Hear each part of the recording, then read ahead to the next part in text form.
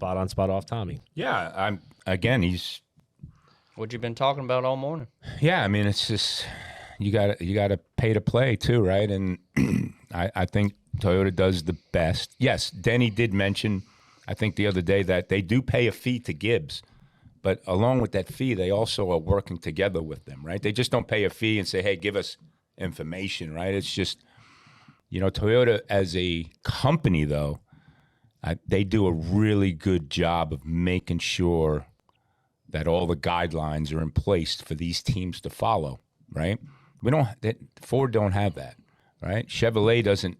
They're separated, right? You got Hendrick, you got RCR, you got Trackhouse. Yes, you have sometimes a collaboration of things, but it's not as solid as what Toyota has going on. I mean, it's just, look, they just have a core group of people right now, a strong core group of leaders that are making sure everybody's following the guideline. And look, that Gibbs program, that's the number one program, right? That Toyota lives off the Gibbs people and their determination of making products better for the other teams.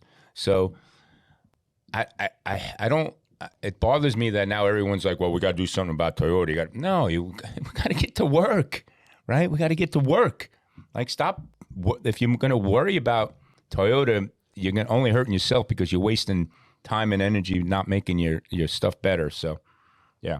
Yeah, he's right. He's spot on. He's 100% right. And to your point, Tommy, JGR was the Toyota team, and 2311 pays a fee to JGR for that support. When you've got your legacy Chevy teams like Hendrick and RCR, and your legacy Ford teams, like Roush and like Penske, who's the one who's gonna kind of take the lead in that? Is that up to the OEM to decide who's the premier team, the premier team that's going to offer those services or take that action item on to try to level everyone else up? Or it's up to the OEM to put their program together first, to have the power to be able to get all these people together to work as one, right?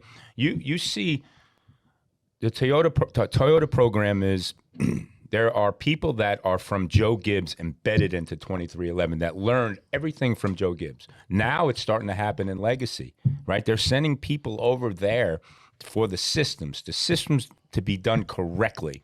You've seen a big jump in the last month and a half because they sent some people from Gibbs over to Legacy.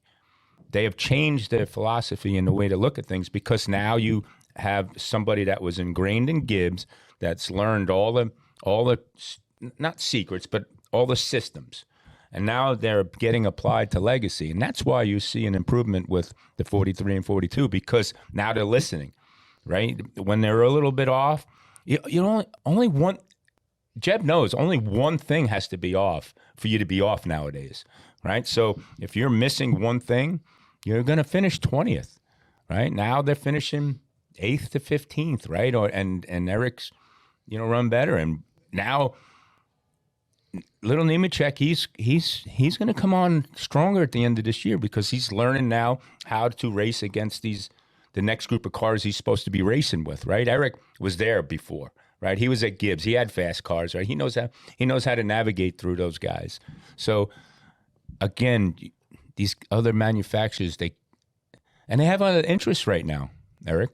Right? They got Formula One interests, right? Fords and Formula One, Chevrolets with the Cadillac stuff there.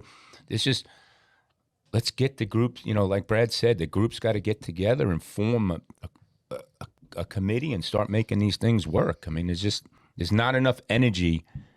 Toyota's kicking our asses because there's not enough energy in the other groups to compare, to go to combat.